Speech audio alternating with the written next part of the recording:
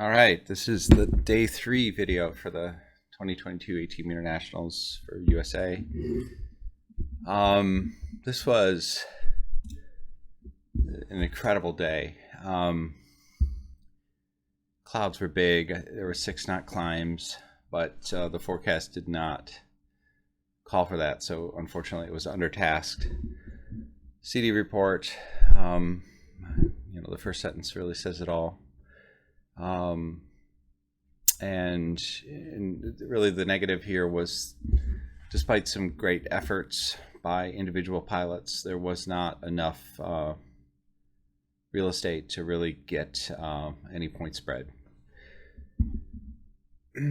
So overdevelopment was the concern. There was a front coming, and it just was the meat of the task, which was a bow tie to the south and west of Bermuda High. As you can see right here, was the meat of that task area, especially from this last one back, was fast all the way until the very end. And I think the front was right over Bermuda High at finish time of the leaders. So there, the point spread was tiny.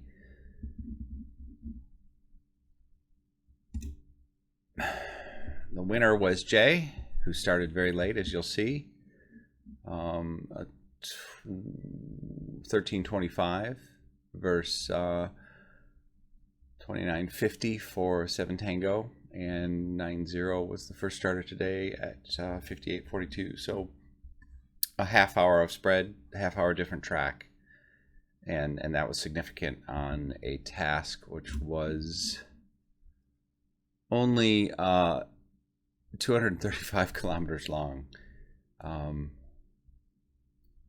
actually, I think the max was 309. So what did we get for distances here? Yeah, the winner was Jay at 286.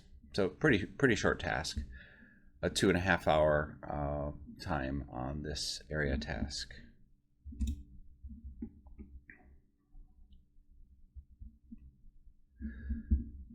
So, it was Chirraw, Camden, Darlington finish. And you can see here, so we went to Chirraw, Camden, Darlington finish. So I'll draw here. Chirraw, Camden, Darlington finish. With 2 big ones on the last 2 and a small one on the first. Pretty straightforward task. Actually, the min time here says 2 hours. I wonder if that changed. Oh no, sorry, 2:30 right here. All right. So there's a lot of interesting characteristics of individual pilots here that we can certainly speak about. I have no idea why a line definition for a task shows like this on the 3D view, but it's correct here on the 2D view. So toiling around before the start, and you can see the time here, so it's about 15 minutes before the first starters. And one thing I sort of like to see or point out, Kilo Mike and Zoo going up course quite a bit and checking things out. I think that's great. I'm going to slow things down here just a little.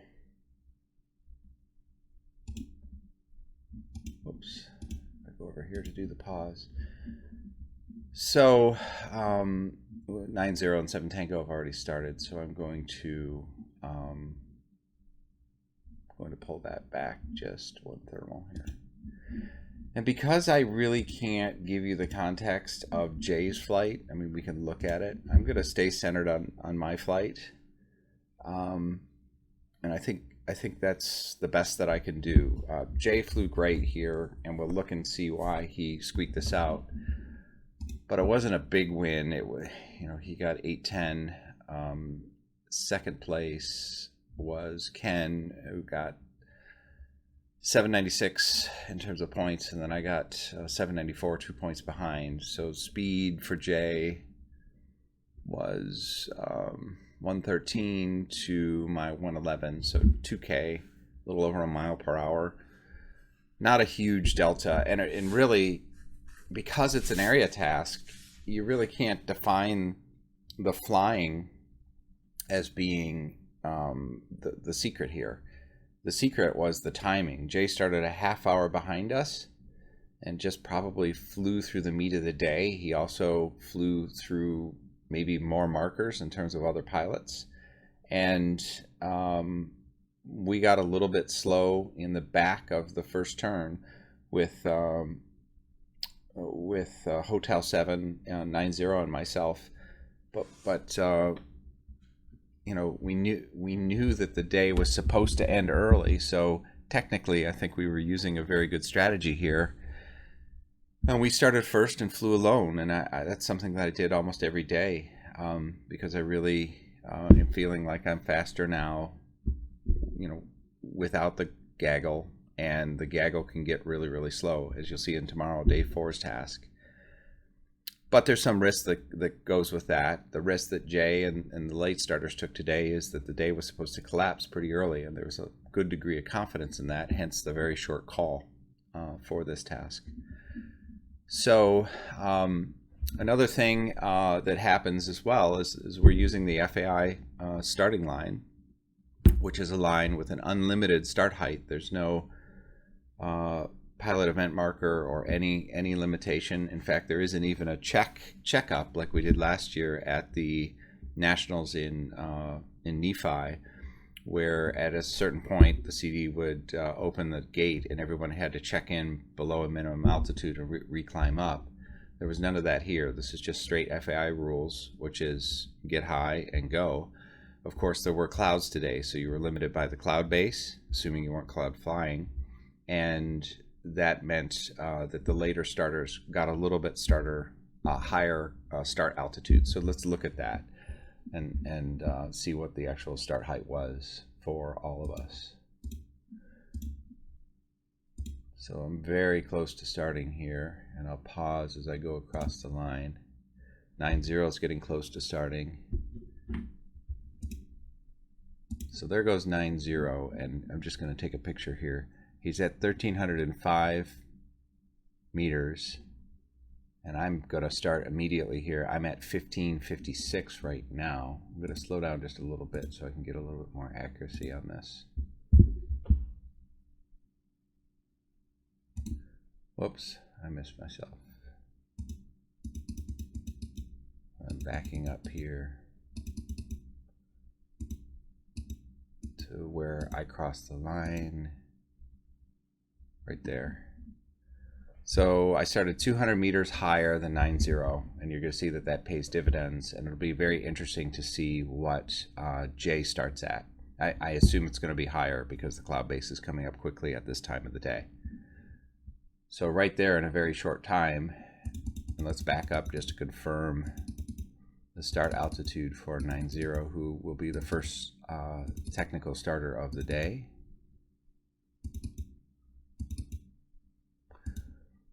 So the risk of starting early is you give away some start height. So 1348.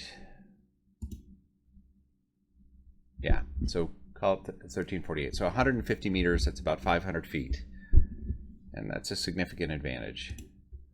And as you see here, 90 pulls into his first climb. And looking at the data here, it's strong, 2.3 meters per second. Probably should have taken this in hindsight, but I decided to just fly through it. I haven't lost, I've only lost 50 meters there in that first 10K, and 90 is still slightly below me here, 25 meters below, so I just bounced through. But that's a super strong climb for 90 for a first climb, 2.3. And there we go, off to the races.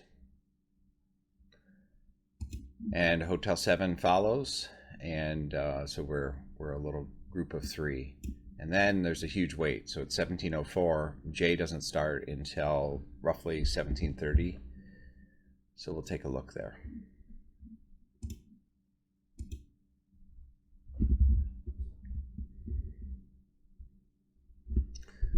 We could kind of look here at the guys starting. let's just go back a bit.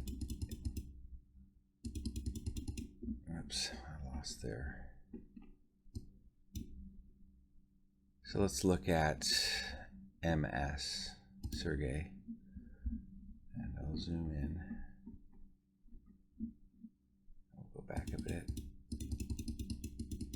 and just look at their start heights. So this is only 6 minutes after I started at, I believe it was 1,500 meters. So there's Mike Sierra.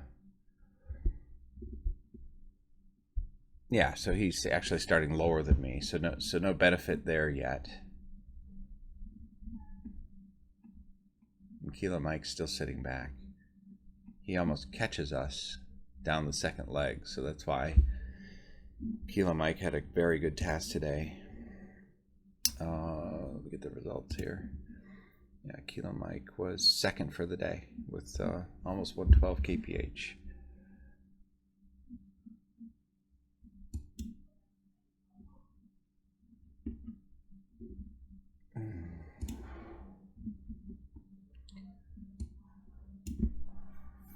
So there are clouds on this day. I did have photos of the clouds, and very disappointed not to be able to find those.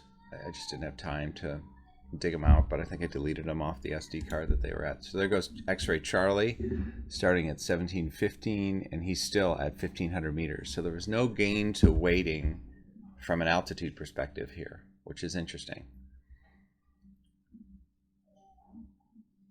So there's group 2. So there's the lead gaggle here over Chesterfield.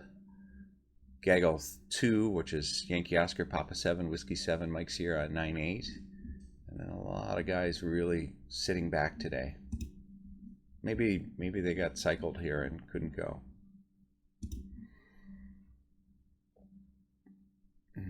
Oh, X-Ray Charlie even pulled back. They're really Stargate rouletting here. QT goes. Fox Sierra goes. Kilo Mike is off on his own as usual. I have respect for Kilo Mike to fly alone, but I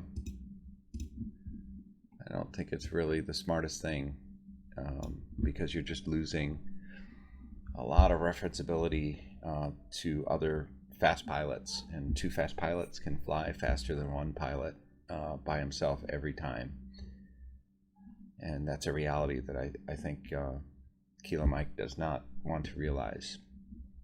You know, this is a racing sport with multiple gliders. You can't wish away that reality. That's my only comment there. Okay, so where's Hotel 7? There he is. Hotel 7's out in front. So what happened here? So you can see we're down to 1,000. 90 is down to 966, and Hotel 7 932 out ahead.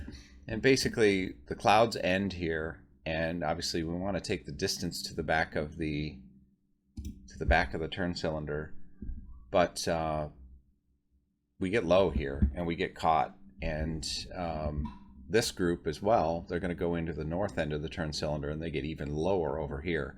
The good news is once we get back up, we're on a street and we just fly down the second leg.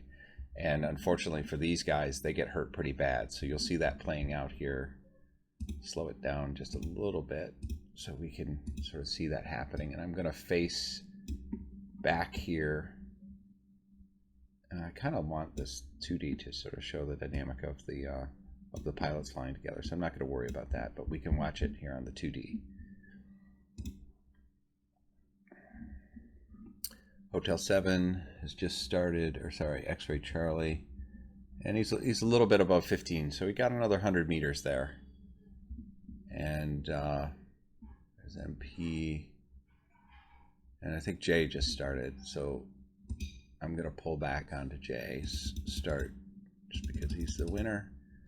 We need to know what his start altitude was.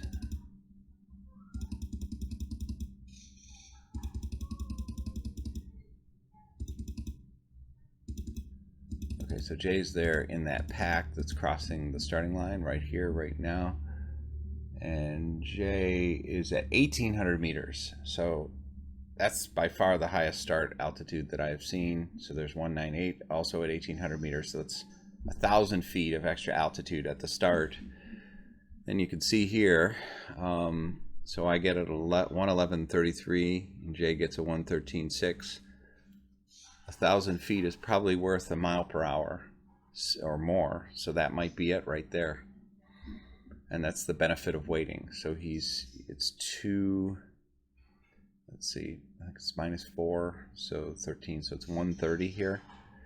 So 130, 1 to 130, they waited 30 minutes. It's a short task. It's going to take 2.5 hours, or time on course here, 2.5 for most of the pilots. 2.5 minimum time. So that was obviously the winning move and the right move.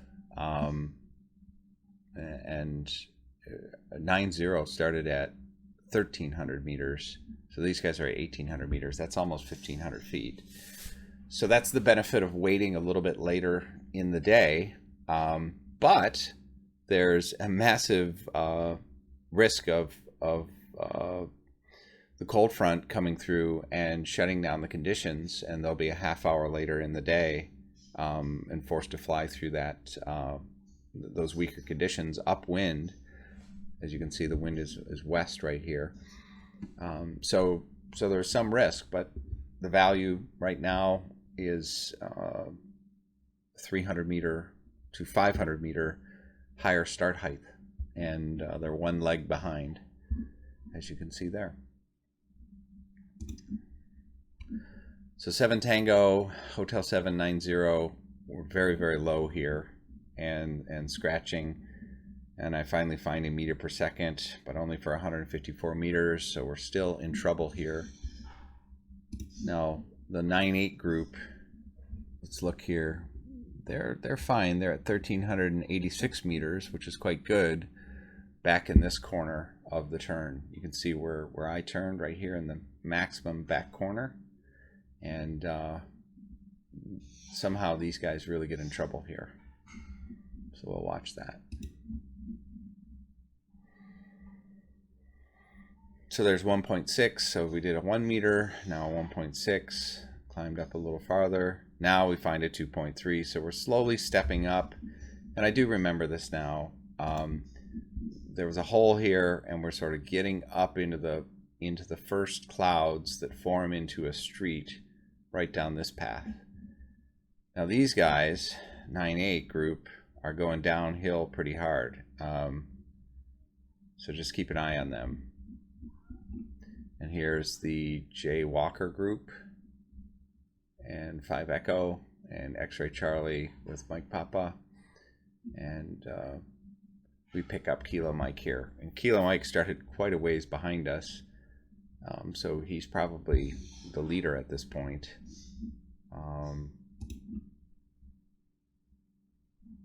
And Kilo Mike is high as well.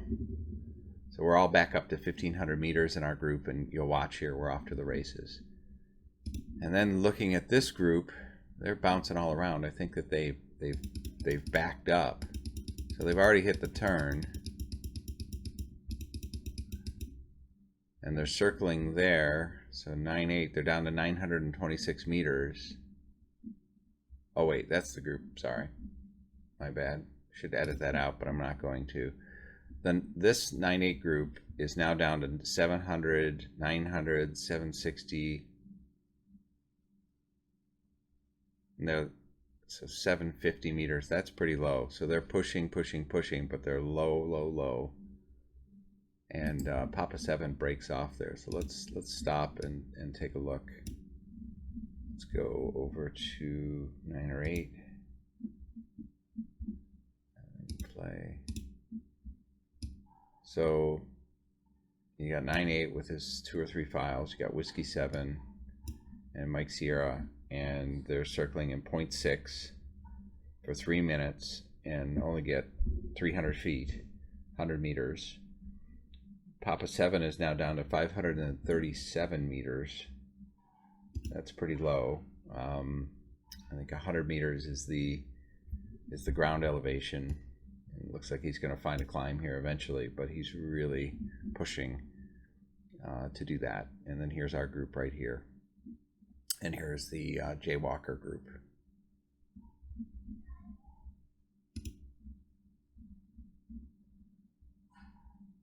Papa 7 pulls into 1.4 for 500 meters, so that makes sense. And we are just running down a street here like crazy. And I think at this point we separate, and 9-0 kicks my butt. I can't remember exactly what we were seeing, but I have to work hard just to catch back up to him after this separation. So there, I waste 2 turns in 0.5 meters. Hotel 7 goes back over to 9-0, and that was a wise move because I wasted a lot of time here. And as you can see, 9-0 really got ahead.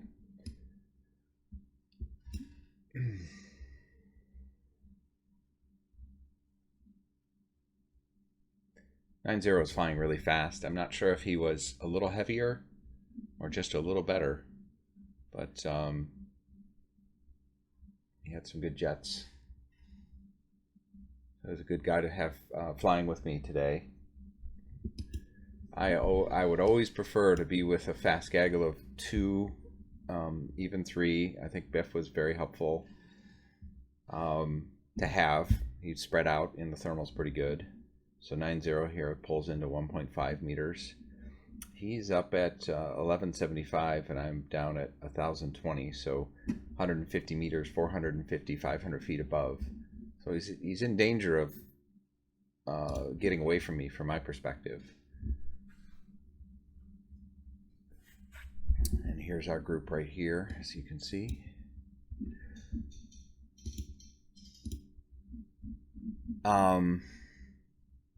There is the Jaywalker group here, I believe. This group here, the 9-8 group, let's take a look at them. They're still low. They're still down at 1195. And so they've struggled up from 700 meters. Where'd Papa 7 go? Maybe Papa 7 was absorbed by this group again. And Kilo Mike has kind of caught up to the back of us. So he started quite a bit later, probably 10 minutes later, got probably 98% of the distance of us into the first turn, and there he is. So Kilo Mike is probably the fastest so far, but he tends to fly alone, and that's difficult. This is a good solid group here, and another good solid group here that I think is probably flying a little slower than they should be. But here's the winning group. But this was enjoyable for me to pace sort of with 9-0. And as you know, it's easier to catch than it is to get away.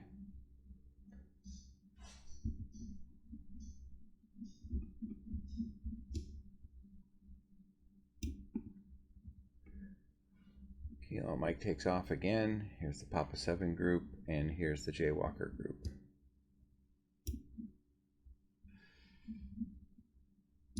And Hotel 7 books off to the southern part, which is kind of losing, well, he's not really losing distance, but it's interesting to think of what he was thinking. Not sure.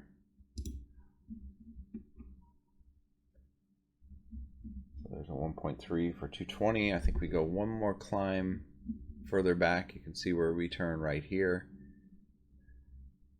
And altitude wise, we're at 1260. The Jaywalker guys are at 1400. So Jay has basically smashed us here, and I must get away at the end to catch back up. We basically cross head to head with X-Ray Charlie at the same altitude here. I never did see Jay, but we basically flew right by each other there. So I think I knew we were a little bit behind here. But at this point, the clouds are just ginormous. We're going downwind. It looks better and better here towards the back. And the cold front is getting very, very close. Probably sweeping through here. And I believe it was bluing out behind that. So the clouds are starting to dry up to the northwest. And time is kind of running out. So you can see where we go. I go to the very back of Darlington and then back home. I think at this point I'm probably pretty well down the standings based on average speed. I don't know if this velocity average is very good, but it's showing me at 99 and a 115.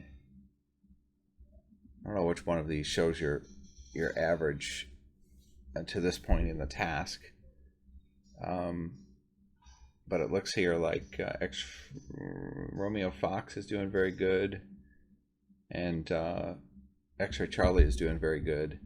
I'm just not sure how accurate this is, but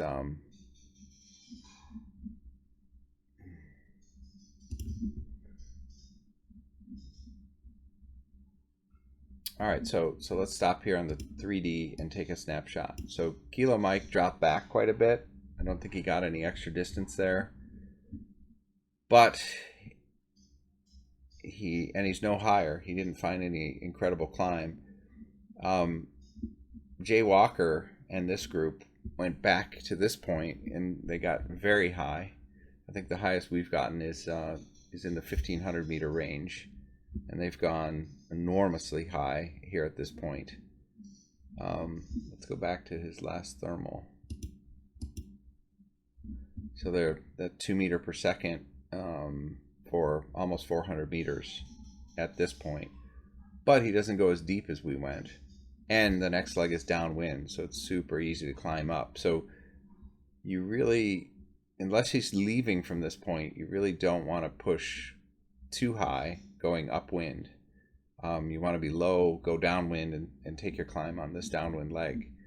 So let's watch and see if Jay and that group goes upwind anymore from this point. And they do. So they climb very high, and then they keep going upwind. So they took a lot of that climb on the upwind, which is actually really slow, and then use that to go right to the very back. So they only get another, this is a 15K, so they only get another, it's maybe another 7-8K out of that, but they waste a lot of energy by not pushing in there low and taking that climb downwind. Interesting. All right, so 90 and I separated, so I'm going to kick back here just a little bit and we'll watch the separation. So we're flying great together at this point, and here I'm taking 2.2. I take this for 600 meters, and 90 takes off and leaves that 2.2 meter climb. I do think that there were even better clouds. The further you went downwind, the better everything got. It was just explosive, but there wasn't a lot of room left here. You could see this is 30K across here. So, that's 15 miles plus another, there's only another 25 miles to the back corner here. So 2.2 meters a second, that's 80% of the maximum I've seen for the day. I'm in a good spot. I'm definitely going to take that. He leaves, and it's just, I was very shocked. I remember being very shocked in the cockpit. Maybe he was just annoyed at having me around him. I don't know. Sorry if I was annoying. But at the end of the day, I think this was strategically the right call. I don't think we quite pushed in low enough on this first leg. I think we're all being quite conservative here. And this Jay Walker move, climbing up here to 1,800 meters and then going to the back, is very interesting. So the wind here is 24 kph per hour. So that's, we'll call that 12 to 15 miles per hour. And a climb, if you take a climb on and you're moving on the upwind leg, it's reduced by 30 to 40%. So that 2.5 meter climb was really only maybe a 1.5 meter climb because he continued to move upwind, where a 2.2 meter climb being used on the downwind is like a 3-meter climb plus, because you're getting that climbing distance is moving you towards your target at 25 kph per hour. So it's just sort of a basic condor thing. And I think in the real cockpit, guys are really conservative. They don't think about the upwind, downwind climb values as much as they should. And it's not a criticism, Jay. I'm just pointing it out. It's something that I saw and something that I'm thinking about. Papa Seven's already found his way into the back corner here. Looking here at Kilo Mike, he's at 1225. I'm at 1800, so I probably caught back up on him a little bit in that exchange. And but even patting myself on the back here for this climb, there are really strong climbs out ahead. So all the basic knowledge of soaring dynamics work here. If 9-0 finds a stronger climb than 2.2 meters per second, he's going to gain all this back. And we basically finish nose to tail anyway. But it's something that was kind of interesting to think about. So 9-0's dancing here a little bit, looking for climbs. And I pick up, there's Hotel 7, down at 1,000 meters. I'm at 1,500. I'm not sure what he did in the last turn, but he's still in the game for sure. And then here's Fernando Silva and Whiskey 7. And Kilo Mike and 9-0. And then looking back, there's a pretty big gap to the next group. So we have really extended away again. Once you turn downwind, you know, it's like an escalator. You accordion out, and then we'll accordion in back here on this upwind leg.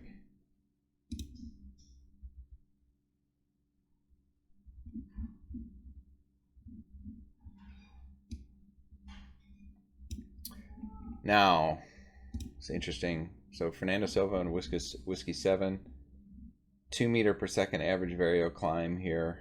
And Whiskey 7, where are you? Yeah, 2 meters. So that looks like a good place to go. What do? I pull in and I get 3 meters per second downwind for another 360 meters. So add 30%.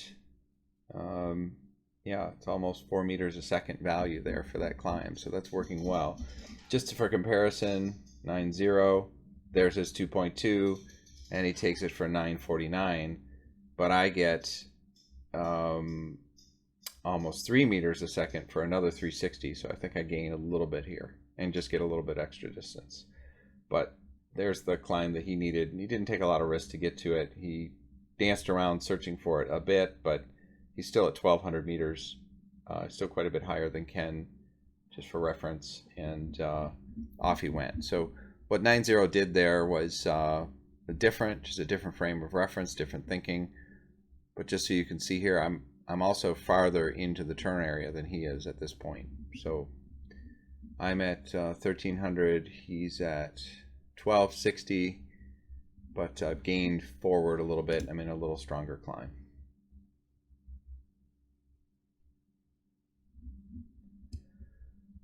And for reference, there's 9-0 back there. There's Papa 7. And I missed another turn there. I noticed I missed 2 turns. So here I am. I'm at 1680, turning back to upwind. Things are decaying a little bit upwind. It's not quite as strong. It's definitely the strongest back here in this turn area. And there's a little street, and then pretty dead back in here. And from this point, obviously, you can't really tell for sure where that dead zone is and where the street is. So it's just, you want to get high and get on final glide early here. And that's the thought that I have. And I think, let's see, 1680. Yeah, so that's me right there. I'm pretty much on top at this point. I'm in a good spot.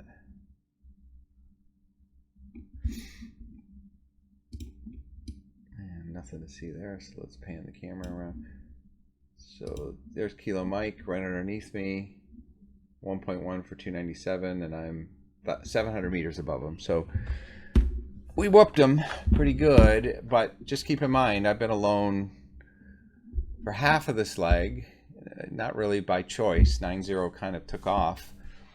And then I found a 2 meter from Whiskey 7 and Fox Sierra. And then I found that 3 meter one on my own. So basically on my own again here, but why be on your own? Why not have someone else around you, at least in your frame of reference, if not pair flying, as a reference? 2 gliders are wider than one. You just, all things are better. And even though Kilo Mike had a wonderful day, this flying alone in competition as a matter of pride is just silly to me. It's just, if you want to do that, why go to the competition? Why not just go fly OLC at home or wherever you want to go? Anyway.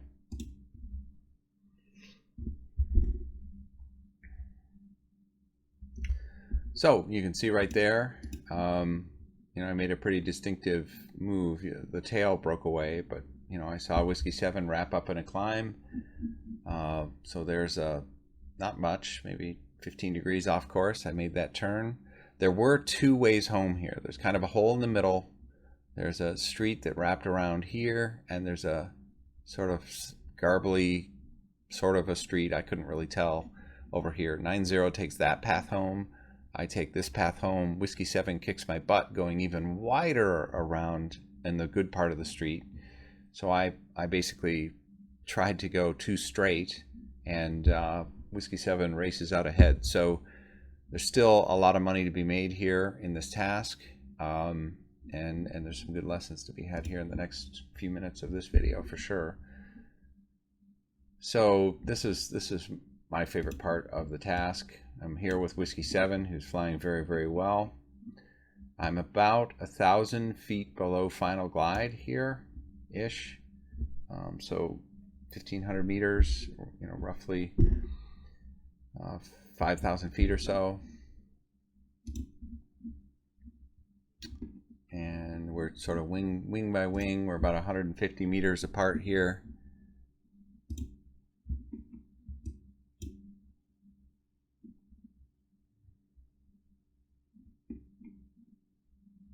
And I'm going to hit the climb, boom. And Whiskey 7 comes over to join me, and there's 2.8 meters a second for 530 meters. So I think that's 2 3-meter per second climbs in a row. We'll look at the average climb rates later.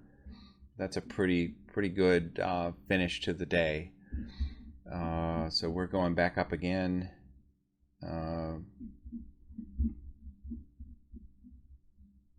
Just play this out.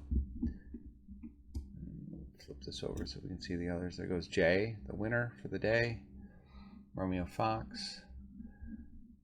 So I get a little bit higher than Whiskey 7 here. So I'm at 1742. Whiskey 7 is at 1492. So just frame that. I'm 200 meters higher and ahead. Who do you think is going to win? This is basically final glide. So this is a big lesson for me that I picked up the night after this task. And I tend to want to go straight, but straight is not always the fastest, and especially when there's clouds involved, and especially when you're upwind into slightly decaying conditions. So the best way to represent this is going to be, I'm going to recenter here and zoom in just a little bit and watch this part of the task here. Here's 9-0, by the way, and here's Kilo Mike and Papa 7, who is finding a way to make it happen. I think Papa 7 is angling pretty hard that the conditions are weak ahead, but he's also a little bit low. Yeah, 868. Okay, so this is pretty exciting. So there's the finish, and there goes Whiskey 7. So I decide to be on the rum line is what I wanted to do. I don't want to go way off course over here. And also I saw that mistakenly as being a little bit more downwind. So you can see where we're heading, and Whiskey 7 is about 45 degrees off course, so I'm about 15 degrees off course. I was quite a bit higher than he was when this deviation happened, right? This is embarrassing, but I'm going to do it anyway. So I'm at 1299, 90 is at 1380. I've probably pushed through some sink here. Whiskey 7 is at 1429, so I've gone from being 200 meters above him to 200 meters below him in a very, very short period of time, and it gets worse. So basically there was a crappier line of clouds, and there was a really strong line of clouds, or stronger line of clouds, that were quite a ways off course, but the benefits were immediate. And there he is, he's high. I think he's still climbing. Whiskey 7 is, well, his altimeter locks here, but he crushes me. I'm down at 1100. We can look here and just sort of get a perspective. He's, you know, good 200-300 meters above, and he beats me by 2 or 3 minutes from being below and behind. There's Kilo Mike. Kilo Mike probably could have won this day very easily if he had a little bit more help there on that second to last leg, I think. And here's Jay. Looks like Jay might be taking the same route that Whiskey 7 took. Yankee Oscar maybe, yeah, Yankee Oscar may be doing that as well. Jay 2.3 for 539. So there's his final climb, but again, he's taking a big climb on the downwind, pretty close to home.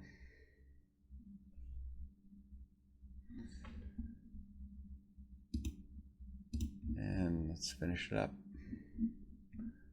Romeo Fox had a good day too, only a couple K behind. He did that very quietly, starting very late and behind the group. X-Ray Charlie, fourth, so he was right in there too. So Romeo Fox and X-Ray Charlie quietly, very fast, and did very well today.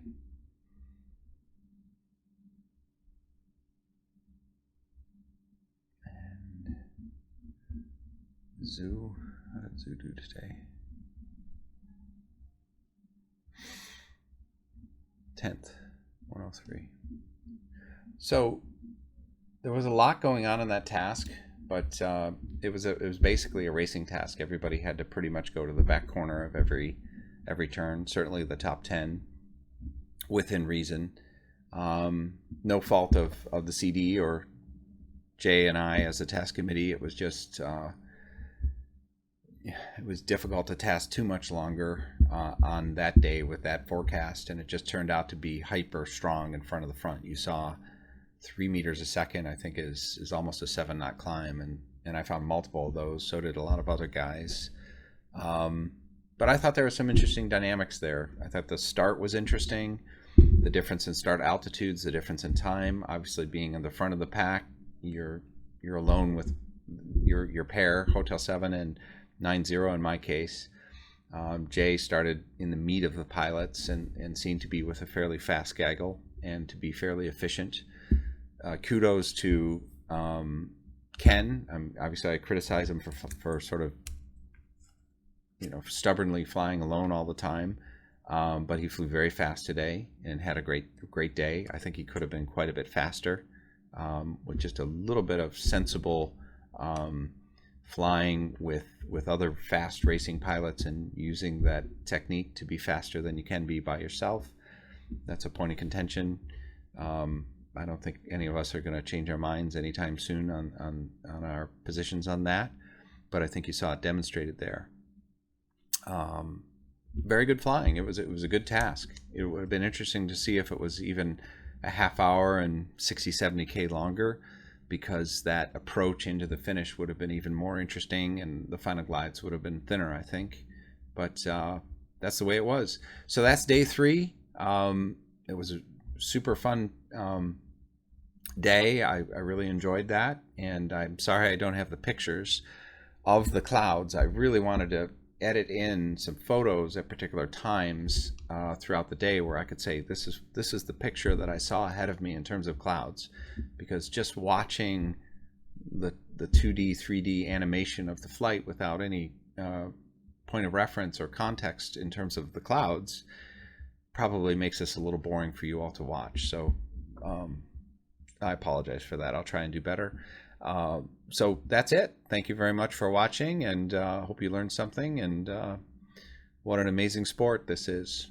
It's indescribably cool, and I wish more of you could experience what this sport can provide you in terms of feelings and satisfaction and enjoyment and emotions. It's really incredible. Okay, signing out. Peace.